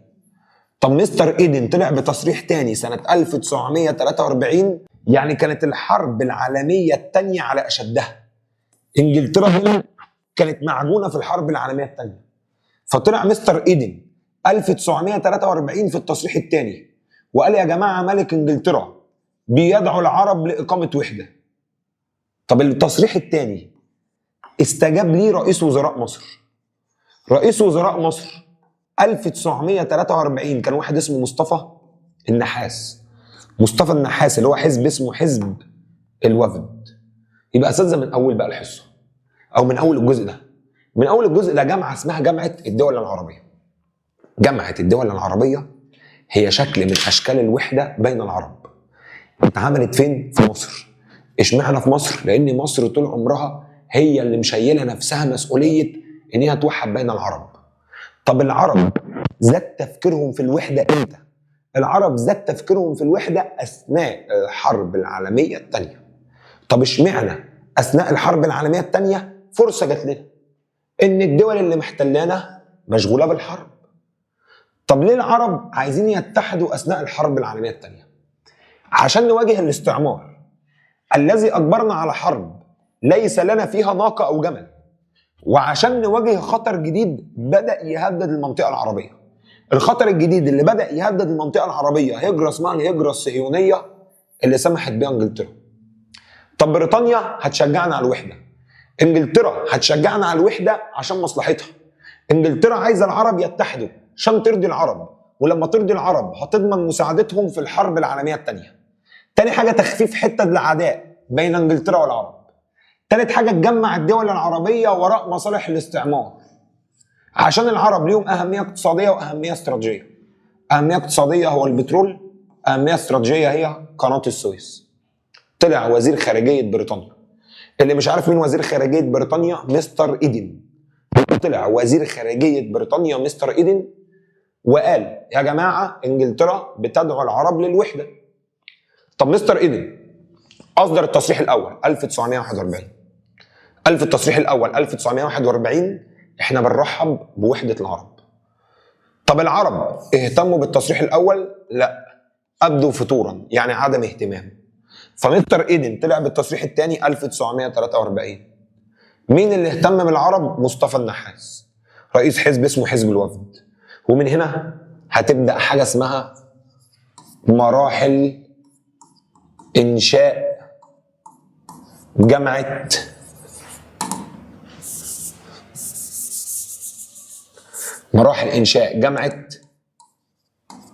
الدول العربية. يبقى تاني يا جماعة، من هنا هتبدأ مراحل إنشاء جامعة اسمها جامعة الدول العربية. طب الطالب اللي عايز يفهم ويتكلم معايا، مين اللي استجاب للتصريح الثاني لمستر إيدن؟ اللي استجاب للتصريح الثاني لمستر إيدن مصطفى النحاس رئيس وزراء مصر. استجاب سنة كام؟ 1943. يبقى اللي استجاب للتصريح الثاني لمستر إيدن مصطفى النحاس. طب مصطفى النحاس رئيس وزراء مصر أول حاجة عملها ألقى بيانا في مجلس الشيوخ المصري. مجلس الشيوخ المصري اللي هو مجلس النواب. دخل مصطفى النحاس ألقى بيانا في مجلس النواب وقال لمجلس الشعب اللي هو مجلس النواب: إيه رأيكم يا نواب شعب مصر إن ندعو البلاد العربية لإقامة وحدة؟ قالوا له إحنا موافقين. فبدأ مصطفى النحاس يعمل جامعة اسمها جامعة الدول العربية. أول مرحلة من مراحل إنشاء الوحدة، ركز لي قوي، حاجة اسمها المشاورات التمهيدية. ممكن بدل كلمة المشاورات التمهيدية في ناس قالت على المشاورات التمهيدية المباحثات الثنائية. يبقى الطالب اللي اتكلم معايا، في ناس قالت على المشاورات التمهيدية المباحثات الثنائية. المشاورات التمهيدية هي أول مرحلة من مراحل إنشاء الجامعة، أو اسمها المباحثات الثنائية. إيه اللي حصل في أول مرحلة؟ رئيس وزراء مصر اللي هو مصطفى النحاس هيقابل رئيس وزراء كل الدول العربية. طب أسألك سؤال، تفتكر مصطفى النحاس لما هيقابل رئيس وزراء كل دولة عربية هيقابلهم كلهم مع بعض ولا كل واحد لوحده؟ لا، كل واحد لوحده. حتى اسمها مباحثات ثنائية، يعني ليها طرفين. الطرف الأول مصطفى النحاس، طب الطرف الثاني رئيس وزراء كل دولة عربية لوحده. طب بقول لك يا أستاذنا، ليه ما يجمعهمش كلهم مع بعض؟ غلط. لو جمعهم كلهم مع بعض في اجتماع واحد هيقوموا يضربوا في بعض. فأول مرحلة من مراحل إنشاء الجامعة هي المشاورات التمهيدية. طب إيه هي المشاورات التمهيدية؟ هي مباحثات ثنائية ما بين مصطفى النحاس ورئيس وزراء كل دولة عربية لوحده. بدأ يتكلم مع رئيس وزراء كل دولة عربية إزاي هنعمل وحدة. طب بعد المشاورات التمهيدية لجنة اسمها اللجنة التحضيرية. مين هي اللجنة التحضيرية؟ هو أول حاجة عملها مشاورات تمهيدية، قعد مع رئيس وزراء كل دولة عربية لوحده. طب بدأ يعمل لجنة اسمها اللجنة التحضيرية. مين اللجنة التحضيرية؟ دي الناس اللي هتكتب شروط الجامعة. اللجنة التحضيرية هم الناس اللي هيقعدوا يكتبوا شروط الجامعة. يعني ايه كلمة يكتبوا شروط الجامعة؟ هو اي حد هيخش جامعة الدول العربية؟ لا، في شروط للي عايز يتحد معانا. الدولة العربية اللي عايزة تتحد معانا لازم يكون لها شروط. فهنا يا جماعة اللجنة التحضيرية قال لك لجنة تحضيرية للمؤتمر العربي العام. يعني ايه كلمة لجنة تحضيرية للمؤتمر العربي العام؟ يعني لجنة هتقعد تكتب شروط الناس اللي عايزة تخش معانا الجامعة. اللجنة اللي هتقعد تكتب الشروط هتتجمع في مدينة اسمها مدينة اسكندرية سنة 1944. مصطفى باشا النحاس حجز لهم أحلى فندق في مدينة اسكندرية، وقال للجنة التحضيرية حجزت لكم فندق جميل في مدينة اسكندرية، تقعدوا بقى كده كل يوم عشاكم على البحر وتقعدوا تكتبوا لي شروط الناس اللي عايزة تخش الجامعة. فاللجنة التحضيرية اللي هتكتب الشروط بدأت أول اجتماع ليها في مدينة اسكندرية سنة 1944. يبقى اللجنة اللي هتقعد تكتب الشروط عقدت أول اجتماع ليها في مدينة اسكندرية سنة 1944. طب بعد ما عملوا أول اجتماع ليهم سنة 1944 كتبوا شروط الناس اللي عايزة تخش الجامعة. طب يا أساتذة، هم كتبوا شروط الناس اللي عايزة تخش الجامعة بروتوكول اسكندرية. مستر، ايه هو بروتوكول اسكندرية؟ بروتوكول يعني شروط، بروتوكول يعني شروط وقوانين. بروتوكول اسكندرية سنة 1944. بروتوكول الاسكندرية هو شروط الناس اللي عايزة تخش معانا الجامعة. يبقى الطالب اللي فيه جامعة الدول العربية أول مرحلة اسمها المشاورات التمهيدية أو المباحثات الثنائية. طب المشاورات التمهيدية أو المباحثات الثنائية كان ليها طرفين. الطرف الأول هو مصطفى النحاس، الطرف الثاني رئيس وزراء كل دولة عربية لوحده. طب بعد ما قعد يتجمع معاهم بدأ يشكل لجنة تحضيرية. دي لجنة هتكتب شروط الناس اللي عايزة تخش الجامعة. اللجنة دي هتتجمع أول اجتماع ليها في مدينة اسكندرية سنة 1941، فطلعوا لنا شروط الجامعة. شروط الجامعة اسمها بروتوكول اسكندرية. ليه اسمها بروتوكول اسكندرية؟ عشان هو اتجمعوا في مدينة اسكندرية. إليك الشروط الآتية. إيه هو بروتوكول اسكندرية؟ قال إيه؟ جامعة. أول حاجة قالها جامعة. تاني حاجة مجلس. تالت حاجة قرارات. رابع حاجة اعتراف. خامس حاجة وسادس حاجة لا يجوز. لا يجوز. سادسة جامعة مجلس قرارات اعتراف لا يجوز. لا يجوز. خلصت. نص صفحة في 6 كلمات. شروط اللي عايز يخش معانا الجامعة 6 كلمات. جامعة مجلس قرارات اعتراف لا يجوز. لا يجوز. جامعة مجلس قرارات اعتراف لا يجوز. لا يجوز. جامعة مجلس قرارات اعتراف لا يجوز. لا يجوز. طيب، أول حاجة في الشروط جامعة. إحنا هنعمل جامعة دول عربية. الدولة اللي عايزة تنضم لينا لازم تكون دولة عربية مستقلة وراغبة في الانضمام. يبقى ده أول شرط. لازم تكون دولة عربية مستقلة حتى لو مستقلة على الورق. فاكرين مصر كانت مستقلة على الورق إمتى؟ اللي هو الاستقلال السوري. مصر كانت مستقلة على الورق في تصريح 28 فبراير 1922. فأول حاجة قالها لازم الدولة العربية اللي تخش تكون دولة عربية مستقلة وراغبة في الانضمام. يعني هي عايزة تنضم أصلا، يبقى لازم تكون دولة عربية مستقلة راغبة في الانضمام. طب أساتذة، يبقى احنا هنعمل جامعة دول عربية. الدولة اللي عايزة تنضم لينا لازم تكون مستقلة وعايزة تنضم. طب الجامعة دي هيكون ليها مجلس اسمه مجلس جامعة الدول العربية. يبقى الميزة اللي انتوا هتاخدوها ان اللي هيشترك معانا في الجامعة هيشترك معانا في مجلس اسمه مجلس جامعة الدول العربية. بيعمل ايه المجلس ده؟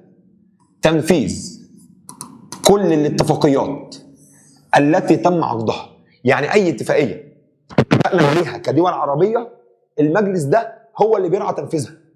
انت وصاحبك اتفقتوا ان انتوا تذاكروا، اتفقتوا. مين بقى اللي بينفذ الاتفاقية؟ المجلس ده بيفضل فوق راسكم لحد ما تنفذوا الاتفاقية. طب دولتين عربيتين اتفقوا ان هم يعملوا تنميه اقتصاديه، يفضل مجلس الجامعه وراهم لحد ما ينفذوا الاتفاقيه. يبقى لك ان المجلس بيرعى تنفيذ ما تم عقده من الاتفاقيات. طب تاني حاجه، المجلس بيعمل على صيانه استقلال الدول العربيه. يعني ايه كلمه صيانه استقلال الدول العربيه؟ بيصلح استقلالها. لو دوله واخده استقلالها بشكل سوري، هو بيساعدها ان هي تاخد استقلالها بشكل تام. تالت حاجه ان المجلس ده بينظر بصوره عامه في شؤون الدول العربيه. يبقى المجلس ده بيبص بصوره عامه في شؤون الدول العربيه. يبقى بروتوكول اسكندريه قال لك ايه؟ قال لك يا جماعه الشروط اهي، يلا هنعمل جامعه دول عربيه، اللي عايزه تنضم لينا لازم تكون دوله مستقله راغبه في الانضمام. طب الجامعه دي هيكون ليها مجلس بينفذ الاتفاقيات، بيصلح استقلال الدول اللي مستقله بشكل سوري، بيبص بصوره عامه في شؤون الدول. قرارات الجامعه ملزمه لمن يقبلها. وقف لي هنا نص ساعه. لو فهمت السطر ده خلصت اول حته في الباب السابع. اللغز هنا، قلمك في ايدك، ملزمتك معاك، اكتب لي قرارات الجامعه ملزمه لمن يقبلها. يعني لو قاعدين في الجامعه وقلنا قرار وقبلته لازم تنفذه. طب مستر هم بياخدوا في الجامعه القرار ازاي؟ اكتب لي كده جنب ملزمتك او كتاب الامتحان. بياخدوا القرار بالاغلبيه. يبقى بروتوكول اسكندريه قال ان قرارات الجامعه ملزمه لمن يقبلها وبياخدوا القرار بالاغلبيه. يعني ايه كلمه بياخدوا القرار بالاغلبيه؟ ايه معنى كلمه اغلبيه؟ احنا 7 اشخاص. اقول لك حاجه، انتوا 7 اصحاب عايزين تخرجوا. انتوا 7 اصحاب قلتوا يلا نخرج. رايحين فين؟ في ناس قالت عايزين نروح هناك، في ناس تانية قالت عايزين نروح الكوربه.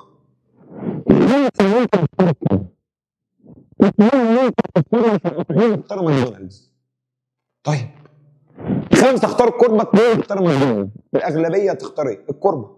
5 ضد 2. طب ثانيه واحده، القرار بالاغلبيه القرار يتنفذ على 5 ولا على 7؟ على 7.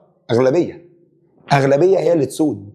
فقال لك ان قرار الجامعه بيتاخد بالاغلبيه، وطالما القرار اتاخد بالاغلبيه كله هيوافق عليه.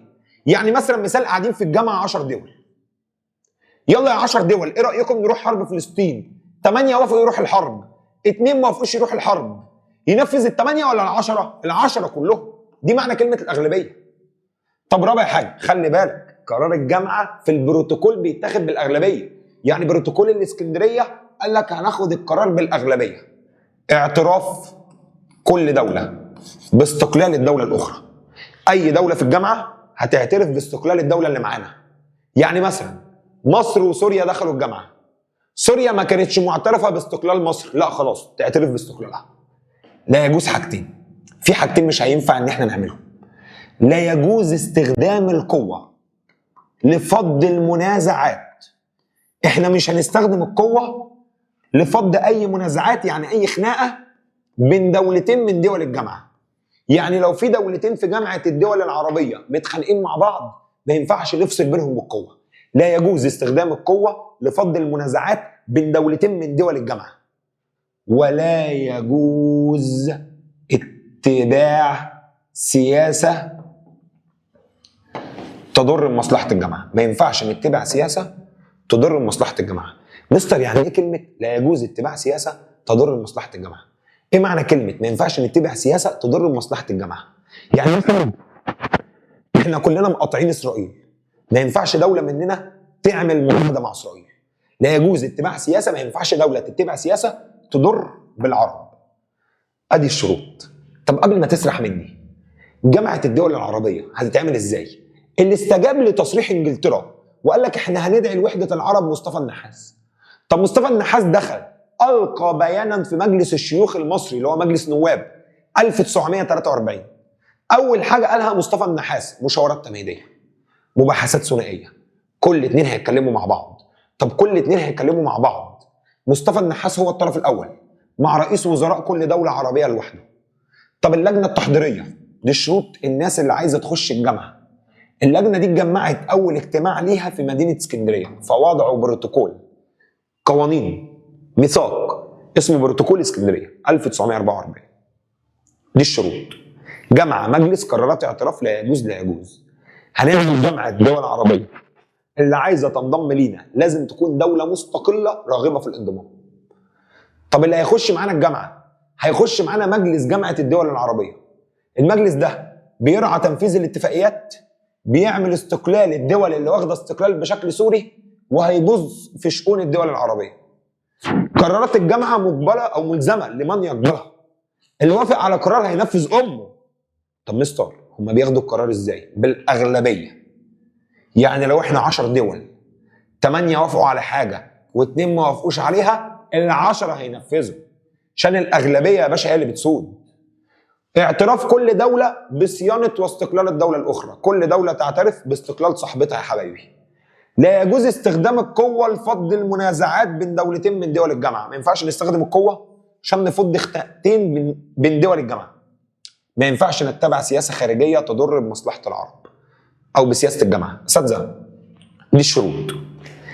كم دوله عربيه يا شباب هتخش معانا الجامعه؟ بسم الله الرحمن الرحيم الاجابه 0. ولا دوله دخلت الجامعه معانا، ولا دوله وافقت ان هي تخش معانا جامعه الدول العربيه. يا نهار اسود، شكلنا وحش قوي. مصطفى النحاس شكله وحش خرا خالص. مصطفى النحاس قال لك يا نهار اسود، بعد كل ده واللجنه التحضيريه متجمعه في مدينه اسكندريه وكتبوا ال6 شروط، ولا واحده عايزه تخش، ولا دوله عربيه موافقه على الوحده. قالوا لك لا يا عم، احنا نتوحد ليه؟ العرب ما وافقوش على بروتوكول اسكندريه عشان النقطه دي، ان القرار بيتاخد بالاغلبيه. يعني ايه الكلام ده؟ افرض يا عم دوله واحده مش عايزه تنفذ حاجه واخدوا قرار بالاغلبيه، مضطره ان هي تنفذ. زي ما قلت لك انتوا 7 قلتوا هتمشوا الاغلبيه، 5 اختاروا الكوربه، 2 اختاروا ماكدونالدز، ال7 هيروحوا الكوربه. اغلبيه. هتلاقي ال2 اللي كانوا عايزين يروحوا ماكدونالدز تقول له خروجه، بيفرجوا بقى، بيفرجوا ايه يا عم ده؟ ما كنا رحنا مكان احسن، الكوربه وحشه. بس هم لازم ينفذوا. ليه لازم ينفذوا؟ لازم ينفذوا لان القرار بيتاخد بالاغلبيه وليس بالاجماع. طب اساتذه سموا الله، ولا دوله دخلت معانا الجامعه. فهنا في واحد اتجنن، اللي اتجنن وحس ان هو بيفشل مصطفى النحاس. مصطفى النحاس قال يا نهار ابيض، ايه يا جماعه ده؟ احنا كده بنضيع، لازم نعدل الشروط. طب اللي كان بيكتب الشروط لجنه اسمها اللجنه التحضيريه. يبقى الطالب اللي عايز يتكلم معايا، اللي بيكتب الشروط لجنه اسمها اللجنه ليه؟ التحضيريه. اللجنه التحضيريه قالت لك يلا نتجمع تاني، يلا يا مصطفى النحاس عايزين نتجمع تاني نعدل الشروط. مصطفى النحاس قال يا نهار اسود، ولا دوله دخلت الجامعه؟ جمع اللجنه التحضيريه بسرعه. طب اللجنه التحضيريه هتتجمع مره ثانيه، بقول لك يا مصطفى يا نحاس والنبي احجز لنا نفس الفندق بتاع مدينه اسكندريه. قال لهم يلا يا كلاب، انتوا هتتجمعوا المره الثانيه في مدينه القاهره. يبقى اللي فهم مني حاجه، مصطفى النحاس لما لقى ان محدش دخل الجامعه والبروتوكول فشل، هنا مصطفى النحاس قال للجنه التحضيريه اللي هي اللجنه اللي بتحط الشروط اتجمعوا مره ثانيه، بس هيتجمعوا في مدينه القاهره. اتجمعوا في مدينه القاهره سنه 1945 وعدلوا شروط الجامعه. عدلوا شروط الجامعه في ميثاق اسمه ميثاق جامعه الدول العربيه. يعني ايه كلمه ميثاق جامعه الدول العربيه؟ عقد اللي عايز يدخل معانا الجامعه. ميثاق جامعه الدول العربيه عقد الناس اللي عايزه تدخل معانا جامعه الدول العربيه. يبقى اساتذه البروتوكول لما فشل ومحدش دخل في الجامعه، اللجنه التحضيريه هتكمل اجتماعاتها وهتعمل ميثاق اسمه ميثاق جامعه الدول العربيه. هنعدل الشروط. طب لما عدلوا الشروط كم دوله وافقت ان هي تخش؟ 7. ال7 دول دول دخلوا الجامعه. طب مستر جامعه الدول العربيه هتتعمل فين؟ في مصر، عشان هي ليها اكبر دور في اقامه الجامعه. طب ليه 7 دول عربيه بس اللي دخلوا الجامعه؟ عشان دول الدول اللي كانوا واخدين ايه؟ استقلال. لانه قال لك لازم اللي يخش الجامعه تكون الدول العربيه المستقله. فاشمعنى 7 وافقوا؟ علشان 7 بس اللي كانوا واخدين الاستقلال. طب الجامعه مقرها فين؟ في مصر. مين اول امين عام للجامعه؟ مين اول واحد هيمسك الجامعه؟ عبد الرحمن عزام. يلا اسمه ايه؟ عبد الرحمن عزام. يبقى اول امين عام للجامعه واحد اسمه عبد الرحمن عزام. يلا اسمه ايه؟ عبد الرحمن عزام. اسمه ايه؟ عبد الرحمن عزام. يبقى اساتذه البروتوكول فشل ومحدش دخل البروتوكول. طب البروتوكول لما فشل ومحدش دخل البروتوكول، مصطفى النحاس قال للجنه التحضيريه تتجمع مره تانية، اقعدوا عدلوا الشروط. فعدلوا الشروط سنه 1945 في ميثاق اسمه ميثاق جامعه الدول العربيه. طب لما عدلوا وكتبوا شروط جديده، خلي بالك اول شروط كان اسمها البروتوكول محدش وافق. تاني شروط اسمها الميثاق. 7 دول دخلوا الجامعه في مصر، امين عام الجامعه اسمه عبد الرحمن عزام. طيب شروط الميثاق، مش هم عدلوا شروط الميثاق؟ الميثاق نص عليه. بص يا ريس الشروط الجديده: توثيق، تنسيق، صيانه. يلا يا جماعه الشروط الجديده: توثيق، تنسيق، صيانه. 4 النظر. 5 التعاون. 6 يحق. 7 لا يجوز. توثيق، تنسيق، صيانه، النظر، التعاون، يحق، لا يجوز. يلا تاني كده: توثيق، تنسيق، صيانه، النظر، التعاون، يحق، لا يجوز. دي الشروط الجديده. اول حاجه توثيق الصلات بين الدول العربيه. يعني ايه كلمه توثيق الصلات بين الدول العربيه؟ يلا الشروط الجديده: احنا هنوثق الصلات بين كل دوله عربيه كلهم واحده. تنسيق الخطط السياسيه. كلمه تنسيق الخطط السياسيه يعني لو فينا دوله مقاطعه اسرائيل كلنا نقاطع اسرائيل. صيانه استقلال كل دوله. يلا يا جماعه صيانه استقلال كل ايه؟ دوله. اي دوله عربيه مش واخده استقلال احنا هنساعدها تاخد استقلالها. النظر بصوره عامه في شؤون الدول العربيه. التعاون بين كل الدول العربيه على حسب امكانيات كل دوله. احنا هنعمل تعاون بين الدول العربيه على حسب امكانيات كل دوله. يعني الدوله اللي قادره تساعد في الناحيه العسكريه تساعد في الناحيه العسكريه، الدوله اللي قادره تساعد في الناحيه الاقتصاديه تساعد في الناحيه الاقتصاديه. طب الدوله اللي قادره تساعد في الناحيه السياسيه تساعد. يعني احنا هنعمل تعاون على حسب كل دوله هتقدر تساعد بايه. يحق لاي دولتين من دول الجامعه، لو في اي دولتين معانا في الجامعه عايزين يعملوا تعاون اكتر، لو في دولتين من الجامعه عايزين يوثقوا العلاقه بينهم اكتر، ليهم حقهم. قال لك يحق لاي دولتين من دول الجامعه في زياده توثيق الصله ما بينهم. اي دولتين من الجامعه عايزين يوثقوا الصله ما بينهم حقهم. اخر حاجه لا يجوز استخدام القوه. ما ينفعش ان احنا نستخدم القوه لفض المنازعات بين دولتين من دول الجامعه. طب ثانيه واحده يا مستر، القرار في الميثاق هم عدلوا البروتوكول. فاكر البروتوكول الناس كانت مخنوقه منه ليه؟ عشان القرار بيتاخد بالاغلبيه. طب في الميثاق القرار بيتاخد ازاي؟ بالاجماع. يعني ايه كلمه بالاجماع؟ لو احنا 10 دول عايزين ناخد قرار لازم ال10 يوافقوا عليه. يبقى القرار في الميثاق هل بيتاخد بالاغلبيه؟ لا، القرار في الميثاق بيتاخد بالاجماع. يعني كلمه بيتاخد بالاجماع، هم كام دوله؟ 7 دول عربيه دخلوا. يا عم بلاش 10 دي عشان ما تلخبطكش. 7 دول عربيه دخلوا. عشان ناخد قرار لازم ال7 يوافقوا. يبقى قابلني لو اخدنا قرار. انت عارف الموضوع عامل زي ايه؟ دخلت مجموعه قلت لهم بقول لكم يا شباب، مجموعه كان فيها 50 طالب. قلت لهم بصوا يا شباب انا عايز اغير ميعاد رمضان. كان ميعادنا الساعه 9 الصبح. يلا نغير ميعاد رمضان. مين موافق ان الميعاد يكون بعد الفطار؟ هل ال50 كلهم هيوافقوا؟ لا، لازم تلاقي 3 4 عندهم درس، لازم تلاقي 3 4 هم عايزين يظهروا، لازم يعترضوا. اسالك سؤال، لو انا مستني ال50 كلهم يوافقوا هل اعرف اخد قرار؟ ولا عمري اعرف اخد قرار. فبضطر اعمل ايه؟ اغلبيه. الدرس هيبقى يوم كذا بعد الفطار. لقيت 40 واحد رافعين ايديهم و10 مش موافقين. خلاص يا باشا الدرس بعد الفطار. 40 وافقوا. اخدت القرار بالاغلبيه فعرفت اخد قرار. طب عايز اخد القرار بالاجماع، عايز ال 50 كلهم يوافقوا، هل ال 50 يوافقوا؟ لا. فلك هنا ان الميثاق القرار فيه كان بيتاخد بالاجماع، يعني لازم الدول كلها توافق. طب لو في قرار اتاخد بالاغلبيه ينفذ اللي وافق بس. المفروض كلمه اغلبيه يعني لو 5 وافقوا واثنين ما وافقوش كله ينفذ.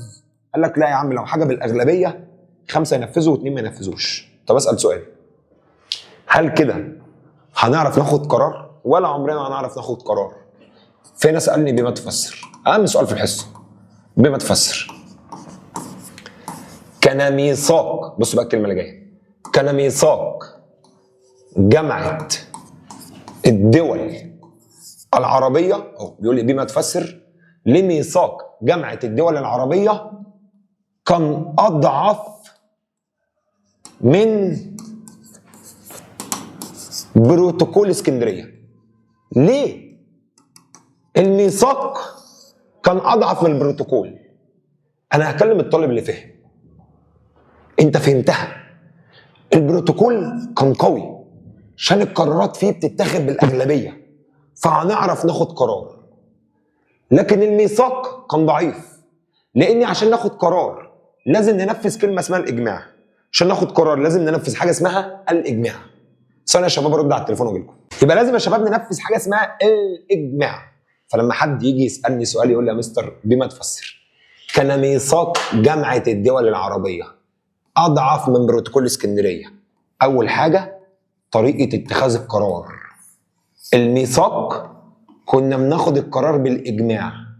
طب عشان الناس كلها تجمع على قرار، عشان الناس كلها توافق على نفس القرار، ده يعطل الكثير من القرارات. وبعدين في مشكله في الميثاق. قال لك ان الميثاق كان ضعيف بسبب كثره التحفظات. مستر يعني ايه كلمه كثره التحفظات؟ كلمه كثره التحفظات يعني كثره الاعتراضات التي ابداها مندوبين العرب قاعدين في المجلس، قاعدين في الجامعه، عايزين ناخد قرار، عايزين ناخد قرار. يلا يا جماعه ناخد قرار نروح حرب فلسطين. يطلع واحد انا اعترض. يا عم تعترض ليه؟ اهدى بس. انا اعترض. عارف انت صاحبك اللي بتلاقيه معترض في اي حاجه؟ عارف انت تلاقيكم مثلا 5 6 اصحاب خارجين، تمام؟ فمثلا انتوا 5 6 اصحاب خارجين، لازم حد يعترض. لازم واحده لا يا جماعه عايزين نروح بدري اصل بابا بيخاف عليا. لا يا جماعه مش هينفع نروح المكان ده، بابا بيقول ان هو خطير. لا يا جماعه مش هينفع نروح المكان ده، ماما بتقول ان في ناس وحشه. لا يا بنتي ابعدي عن ام الشله وريحينا. طب حد عمال يعترض على كل حاجه هيعكنن حياتنا. فقال لك ان الميثاق كان ضعيف لان الميثاق قال لك يا باشا اللي عايز يعترض يعترض. فقال لك كثره التحفظات يعني كثره الاعتراضات التي ابداها مندوبين العرب. طب مستر هم ليه بيعترضوا على اي حاجه؟ قال لك ليه العرب عمالين يرخموا على بعض؟ بسبب الاستعمار. الاستعمار هو اللي كان بيسخن العرب. خلاص الحرب خلصت. ايه ده؟ الحرب خلصت؟ يا حبيبي ما قلتلكش؟ مش انجلترا كانت مخليانا نعمل وحده عشان الحرب العالميه الثانيه والحرب خلصت. فالاستعمار بيسخن العرب ان هم يعترضوا على اي حاجه. تاني حاجه مخليهم يعترضوا على اي حاجه بتتقال المنافسات الاسريه والاعتبارات الاقليميه. يعني ايه كلمه المنافسات الاسريه؟ عبد الملك فاروق من اسره محمد علي مع عبد العزيز ال سعود من الاسره السعوديه، تلاقيهم قاعدين باصين لبعض بقى. هو انت الملك فاروق حفيد محمد علي اللي قتل جدي عبد الوهاب ال سعود؟ ده انا هطلع هم قاعدين كارهين بعض اصلا. فلك الجامعه عمرها ما هتنجح. الجامعه عمرها ما هتنجح لان كل واحد بيقول حاجه التاني بيعترض عليها. قاعدين بيعترضوا، انا اعترض، خلقنا لنعترض، خلقنا هم خلقوا عشان يعترضوا. طب مين اللي قال لهم يعترضوا؟ الاستعمار والمنافسات الاسريه. تاني حاجه بوظت الجامعه هي طريقه اتخاذ القرار. طريقه اتخاذ القرار ان الجامعه لازم القرار يتخذ بالاجماع، لكن البروتوكول القرار كان بيتاخد بالاغلبيه، فللاسف مش هيعرفوا ياخدوا قرار. طب اسال سؤال، هي جامعه الدول العربيه معموله عشان الملك اللي يروح يعبر عن صوته ولا صوت الشعب؟ المفروض يعبر عن صوت الشعب. لكن للاسف كل ملك وكل رئيس كان بيروح كان بيعبر عن صوته هو ورأيه هو.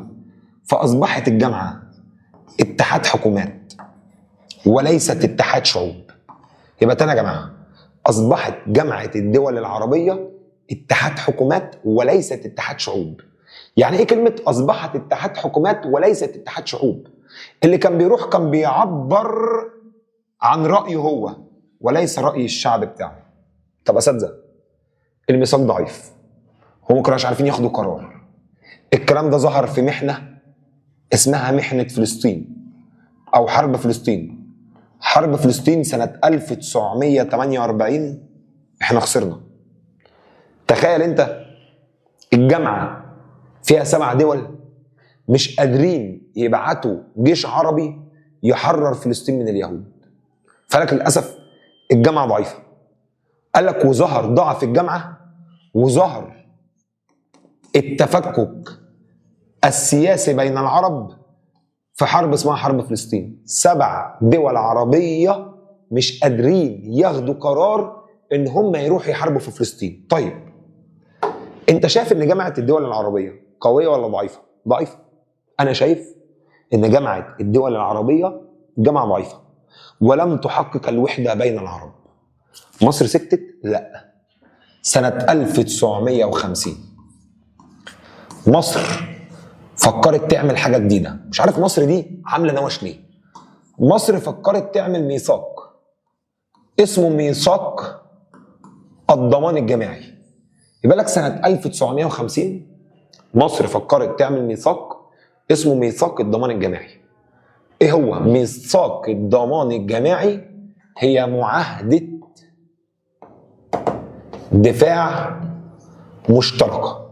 مصر قالت يا جماعة انا بفكر في فكرة جديدة، نعمل ميثاق ضمان جماعي. فالناس مش فاهمة يعني ايه كلمة ميثاق ضمان جماعي.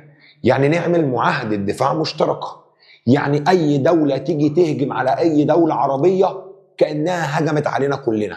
يعني بكرة الصبح لو امريكا هجمت على سوريا كأنها هجمت على كل البلاد العربية ولازم كلنا نقف مع سوريا. حلو، مصلحة دي.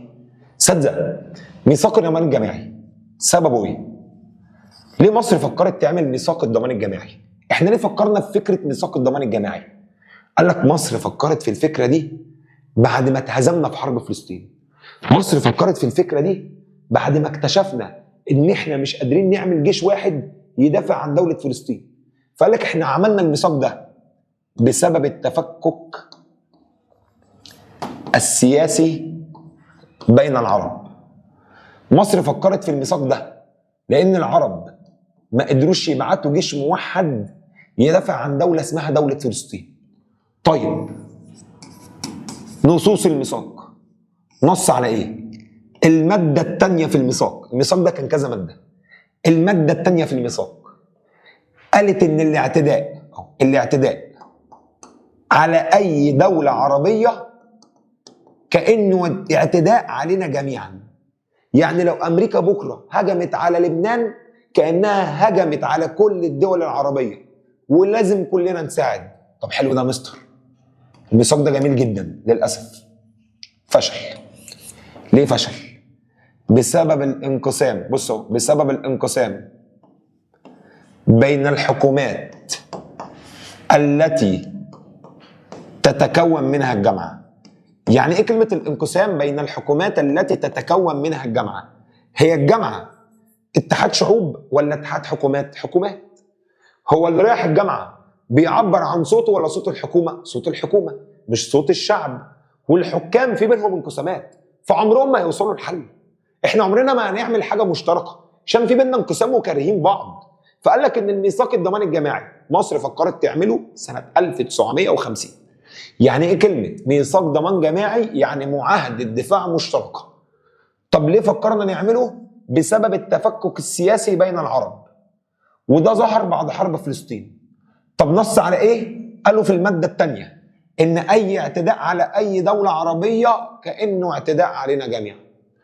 طب نجح ولا فشل؟ فشل بسبب الانقسامات بين الحكومات التي تتكون منها الجامعة. ان الجامعة اتحاد حكومات وليس اتحاد شعوب.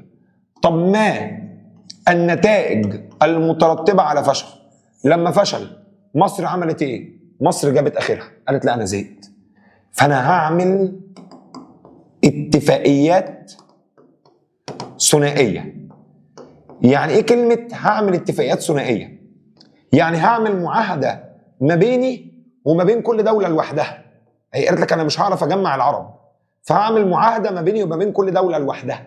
انا هعمل اتفاقيات ثنائية، يعني مصر وسوريا لوحدهم، مصر ولبنان لوحدهم، مصر والسعودية لوحدهم. فقالت لك انا هضطر اعمل اتفاقيات ثنائية بيني وبين كل دولة لوحدها. طب اسأل سؤال، الميثاق نجح ولا فشل؟ فشل. لو كان نجح ماذا يحدث إذا نجح ميثاق جامعة الدول العربية؟ الحمد لله. ماذا يحدث إذا نجح ميثاق جامعة الدول العربية؟ لو كان نجح كان تحقق حلم العرب، أو كان تحقق حلم العرب في الوحدة. كان حلم العرب في الوحدة الحمد لله. قال لك لتحول حلم العرب في الوحدة إلى حقيقة ملموسة. بدل ما العرب ما كانوا بيحلموا بالوحدة، لا، الوحدة دي كانت حقيقة ما كانتش حلم. يبقى لو نفذت أحكام ميثاق الضمان الجماعي، لو طبق ميثاق الضمان الجماعي، لتحول حلم العرب في الوحدة إلى حقيقة ملموسة. طيب، مصر ساعدت الدول العربية. مصر ساعدت الدول العربية. في دول مصر ساعدتها قبل ثورة 1952، وفي دول مصر ساعدتها بعد ثورة 1952. يبقى الطالب اللي هيتكلم معايا، مصر ساعدت الدول العربية. في دول احنا ساعدناها قبل ثورة 52، في دول احنا ساعدناها بعد ثورة 52. انت عامل مشاكل ليه يا عم انت؟ طيب، مين الدول اللي احنا ساعدناها قبل ثورة 52؟ ومين الدول اللي احنا ساعدناها بعد ثورة 52؟ قال لك قبل ثورة 1952 مصر ساعدت سوريا ولبنان، وسوريا ولبنان اخذوا الاستقلال 1946. طب قبل ثورة 52 كنا بنأيد عروبة اسمها عروبة فلسطين. يعني كنا بنأيد ان فلسطين دولة عربية في اسمها الأمم المتحدة. قبل ثورة 52 مصر كانت بتساعد بلاد اسمها بلاد شمال أفريقيا، وكنا عايزين نحرر شمال أفريقيا من الاستعمار. طب هات لي دولة في شمال أفريقيا مصر ساعدتها قبل ثورة 52. ليبيا ساعدناها سنة 1951 ومنعنا ليبيا من الانقسام، منعنا ليبيا ان هي تنقسم، عشان ليبيا كانت هتنقسم ما بين انجلترا وفرنسا. فلك قبل ثورة 52 ساعدنا سوريا ولبنان، ساعدنا عروبة فلسطين، وكمان ساعدنا بلاد شمال افريقيا وحررناها من الاستعمار زي ليبيا. طب بعد ثورة 52 ساعدنا مين؟ بعد ثورة 52 ساعدنا الخليج العربي والجنوب العربي. ساعدنا الخليج العربي والجنوب العربي اللي كانت محتلهم انجلترا. ده بعد ثورة 52. طب بعد ثورة 52 ساعدنا الجزائر بالمال والسلاح لحد ما الجزائر اخذت استقلالها 1962. طب بعد ثورة 52 ساعدنا السودان ومنحنا السودان حق تقرير مصيرها. احنا اللي خلينا الشعب السوداني يحكم نفسه بنفسه. لما حكومة الثورة اللي هو جمال عبد الناصر عمل اتفاقية مع انجلترا سنة 1953 اسمها اتفاقية السودان. يبقى لك ان اللي ساعد السودان حكومة الثورة جمال عبد الناصر، ساعد السودان سنة 1953 وعمل اتفاقية مع انجلترا اسمها اتفاقية السودان. يبقى جمال عبد الناصر ساعد السودان في اتفاقية السودان وخلى السودانيين حق تقرير مصيرهم، وبكده هو ساعد السودان في الاستقلال لحد ما السودان اخذت استقلالها سنة 1956. حضرات السادة الأفاضل، حضرات السادة المشاهدين، احنا خلصنا أول درس وأصعب درس في الباب السابع. خلصنا شرح. ينفع شرح من غير حل؟ لا، شرح يبقى حل على طول، معروف. شرحنا هنحل. طب عشان نحل هنعمل ايه؟ فيديو حل تاني لوحده، فيديو حل لوحده، نقعد نحل أسئلة بقى على أول جزء في الباب السابع، نقعد نحل ما نزهقش. قشطة أبطال، أشوفكم في فيديو الحل. السلام عليكم ورحمة الله وبركاته.